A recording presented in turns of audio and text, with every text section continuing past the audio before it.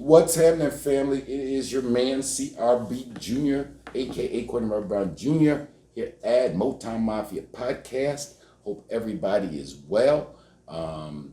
We are continuing to do our thing. Make sure you guys are hitting that like, share, and subscribe button. If you're checking us out on YouTube, if you're on the pod, make sure you tell somebody about us. So we're just keeping it moving. It happens to be Daddy's Day, so shout out to my father and all the other dads out there. Love you, pops, and to all the other dads out there doing what they need to do, because again, this thing to separate men from boys are men do what they have to do, boys do what they want to do. So for all the guys out there doing what they got to do, salute to you. We need to pat each other on the back a lot more often. We want to do some talking today about money. We're going to probably premiere this on one of our Money Monday episodes that we do on the YouTube station, Big Boss Filmworks at Yahoo. Big Boss Filmworks at YouTube. And also available on the pod, our Money Mondays. And what I want to talk about, there's a book that came out years ago called Freakonomics. Very interesting book. If you haven't read it, make sure you do that. I always try to give some jewels, and I wasn't born knowing all the stuff I know. I read. I like to read. I still believe I'm old school like that. YouTube is cool. All of the technology that we have and allows us to gather information, all that's cool and all that's fly. But for real, if you want to learn stuff, you got to read. So anyway, it's a book called Freakonomics, and it goes into, I think it actually goes back to the 80s or 90s when this book came out. Understanding what I call urbanomics or hoodonomics, right? So for the brothers and sisters who are doing business in the quote unquote hood, there are some things that you gotta think about that they do not teach you in economics at the university, right? Like I've taken business classes all over the country, from Michigan State University, Western Michigan University, City College, all over. Not in one economic class did they ever teach me about 1st and 15th economics. Now, used to be back in the day, government assistance checks used to come out on the 1st of the month and the 15th of the month. Nowadays, it's pretty much the 1st and the 3rd, right? So you got to know that if you're doing business in the quote unquote in an urban community, in the hood, my experience has been 70% of all the money I would make, say at a traditional retail shop, or even at a barber shop or a salon, a restaurant, until it gets established, probably 70% of the money you're going to make are going to be in the first 10 days of the month, because that's when the money is floating. If you look at, if you ask anybody who does business in the hood, the 25th, 26th, 27th of the month, those are going to be rough days. And that fact, because there's so many people in our community who those monies and funds that come out on the 1st, the 3rd, or the 15th affects everything. And money trickles up and money trickles down, right? So even the person who's not getting government assistance, they got a cousin who's getting government assistance. So the guy who's got the good job, he still has to loan his cousin who's waiting on his check to come next week money. So since he's got to loan him money, he doesn't do any shopping either, right? But everybody, come the 1st, when the money starts to flow, old boy who had the good job, he gets paid back the money that he loaned his cousin. He feeling like that's a windfall. His cousin now got money. He been broke for 2 weeks. He's got to reward himself. He's going to spend. The kid's been waiting for an opportunity to go shopping and get all those needs. So you gotta be aware that we in the who do business in urban America have a different calendar, right? When the 1st of the month falls on a Sunday, that means that government assistance checks go out to people that Friday. So although Friday says it's the 29th, in reality in the hood, that Friday, the 29th, because the 1st falls on a Sunday, is actually the 1st of the month. Because that Friday the 29th is going to function like the 1st, because that's when the money is floating around, right? So knowing how to put your shirts on sale that this is when you can get rid of old merchandise. This is when if you want to do a pop-up restaurant, do not do a pop-up apparel shop or retail shop and schedule it for the 24th of the month. Because you'll do a pop-up concept and on the 24th of the month in the hood, and you will think that you got a lousy product, that your food's no good, or that your soap's no good, or that your vegan cookies are no good, or that your rib sandwich is no good, or that your scarves or handkerchiefs are no good. And it's not that they're no good, it's that the economics of the hood doesn't work. If you do a pop-up shop, you got to do it in the first 10 days of the month. Mm-hmm. And you'll have significantly different outcomes, on that. So I just, I felt kind of compelled to do that because I don't market my consulting fees, but people do seek me out sometime when they're trying to open up businesses and things like that. And even though it's self-explanatory, there's been rap songs made about the 1st to the 15th. What's that song Biggie Small made? I had the 1st and the 3rd rehearsed. Everybody who's been on the block knows that, the block don't be slow till the end of the month. Mm-hmm. And everybody know on the 1st of the month, it's going down, right? And so that affects everything. That affects the liquor store, the party store, the dry cleaners, whatever you're doing. You have to know if you're doing business in the African-American community or in urban America, that there is a different calendar. That the 1st ain't always the 1st, the 3rd ain't always the 3rd. Money floats in different patterns. When you got 50, 60, 70% of the people who get some forms of money from the powers that be, government assistance, you're talking about millions of dollars that are not available to circulate on one day, that all of a sudden there are millions of dollars that are able to be circulated. And you gotta know that. You can't freak out when the end of the month is slow. And you always gotta be prepared and stocked up to take advantage of that first week of the month. And understanding all that leads me to a story that I want to kind of that goes back to understanding urbanomics and hoodonomics. We've been doing our thing in Detroit with the Hall of Fame clothing store concept. Things was going great. Things was going so great that my partner at the time, shout out to Mr. Hardy, he was introduced to some guys from Atlanta, a guy named Dave Walker, shout out to Dave, great business lawyer down there. And a friend of his was an engineer named Monty. They saw what we were doing up in Detroit. They wanted to get involved. They were looking for some investments. Dave was a very successful business attorney. Monty was an accomplished architect. Now the thing was, they knew nothing about retail or clothing. But that's where I supposedly came in, right? I was the expert on that. We were looking for a different market to do some business in. My suppliers were all down with the idea of us expanding. So when they approached us about doing some partnerships with them down in Atlanta, it made sense. So that's what we did. And because I'm still based in Detroit at the time, I would go down to Atlanta, I helped get the store all set up. I had the supplies, I had the merchandise, got the stores. But we have a highly educated lawyer and a highly educated engineer, and they were doing the day in, day out. Well, the thing is, engineers and business lawyers don't deal in a world where the 1st and the 3rd make a difference. They were completely unaware. Bright guys, successful, accomplished in their particular areas, but they didn't understand how the block worked, right? They didn't understand. They thought that you could open up a business in the hood or in an African-American community off the rip and run it like you're at the mall. If we say the shoes cost $85.99, then that's what we want, $85.99 plus tax. And they went and then hired a manager, and she was another educated person. I am not knocking education. I'm just saying there's a bunch of different forms of education. There are things they don't teach you in formal education if you're doing business in our community that you got to understand. So that was the way they went about it. Things cost what they cost.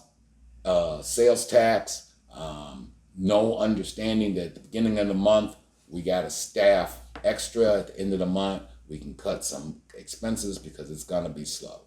So when you don't know those kind of things, then you end up having a crowded store on the 1st. You don't got enough salespeople to handle them. You end up missing money. Then you end up having the same amount of people working at the end of the month. It's slow. Your payroll is starting to balloon and sales are slow. You don't tell your staff that, you know what, look, if they're $5 or $10 short, run with it. In the end, this is a volume business. We need to get, you know, cash flow circulating, and we need to get some, what they call customer loyalty going. You know, if you want to embarrass a guy, let him be there with his woman or his kids, and he brings $300 worth of apparel up to the register, and he's got $295, and you got a silly, highly educated manager who says, sir, no, that's $300 plus sales tax. That comes to $316. He's got $295, and she tells him there's nothing that can be done. You need to put something back.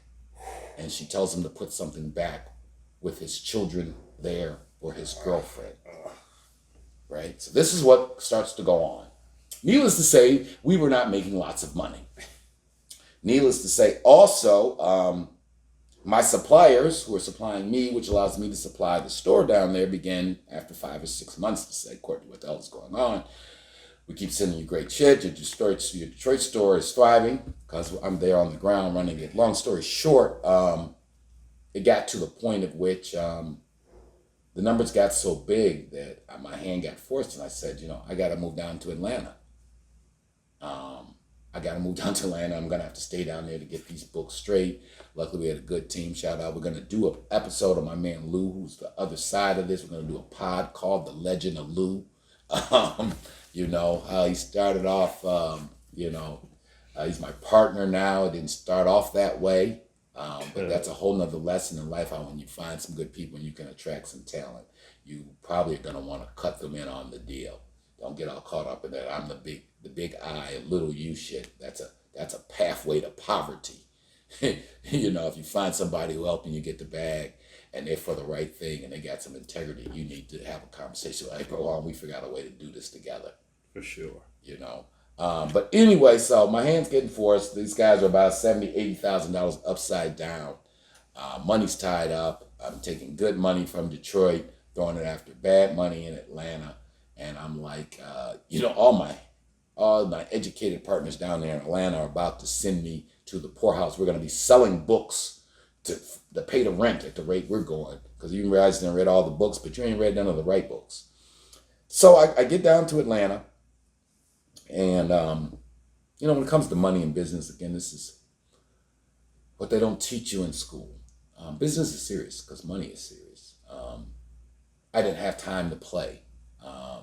So I brought, God rest his soul, was a brother named Willie Bankston. Willie B.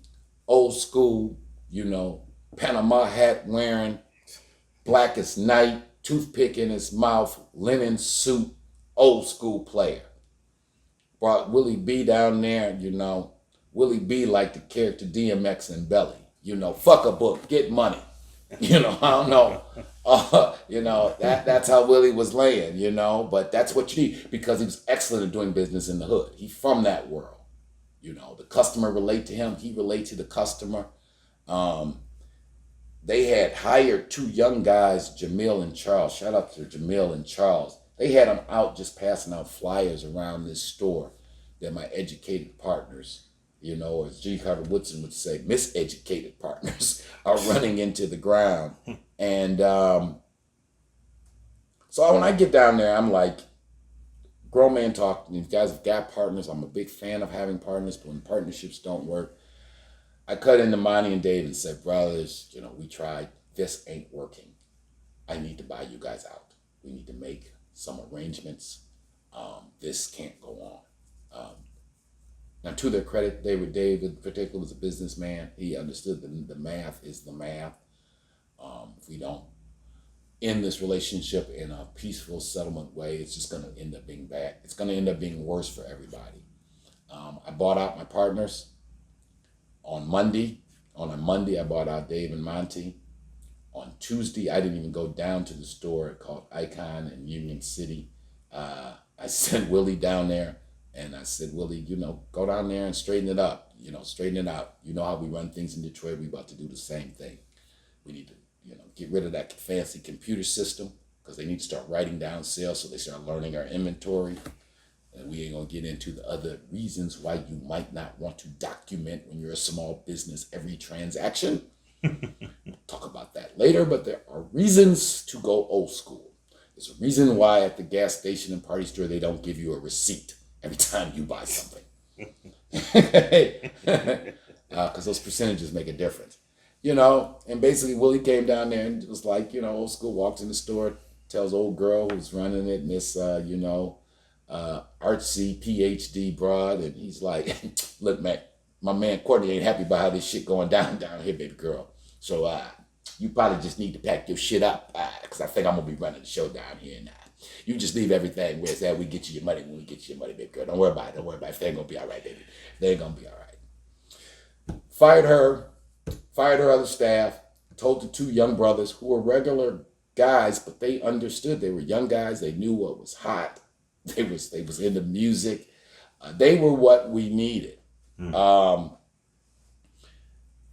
we turned the tide, ended up opening up another store up in Stone Mountain, got an opportunity to run it like because see, there's going to be a point in your entrepreneurial career, and especially again, if you're doing business with us, do you want things to look good or do you want to make money? We had a store in Union City, had wood floors, chandeliers, leather couches. It looked immaculate. But that ain't how you make money, especially dealing with us. Because all those expenses you put into making your thing make money, that means you have to charge more for your product to recoup the investment, right? So when I do the other store down in Atlanta, it looked, I'll be honest, like a spot. We've got free consulting right in our neighborhood all the time, right in your family. Don't be too proud to take advice. Don't be so quick to listen to people who have fancy degrees and titles when you're not doing business in a fancy degree and title environment, because they can often lead you astray. Understand the block, understand Hoodonomics, understand how and why money floats in the African American community, and when that money and why that money floats the way it does. There are some challenges doing business with people in our community when you're dealing in the hood. I won't candy coat that. But in the end, give me a brother or sister from the block who got some honesty and integrity and can relate to their people, and we'll figure it out. Many of us have been miseducated. A lot of us just want to, we spent our life one day trying to figure out how to make money serving the majority, or let me just say it, serving the white community. And I've worked in corporate retail a lot. I've sold a lot of stuff working for other people. But it's different, and I'll go into another podcast about my years working on Fifth Avenue and Columbus Avenue. And then when I opened up my first store up in Harlem, understanding that I wasn't on Fifth Avenue no more, I was on 125th Street. So I hopefully give you guys something to think about on this Money Monday, just in summation. Know your people. Don't run away from the way the hood works. If you're doing business in the hood, don't get too funny style, as they might say. Be business, but got to keep it real. Got to know to be nice to people at the end of the month, because that same person who broke on the end of the month going to have $1,800 on the first of the month. So don't forget about that. So it's your man giving you some food for thought. Money Mondays, Motown Mafia podcast. A Big Boss Filmworks making it happen. If you're checking us out on YouTube again, make sure you hit that like, share, and subscribe. Some of those other business concepts we talk about are available in Mind Right, Money Right, Getting Off Zero, Entrepreneurial History Lesson.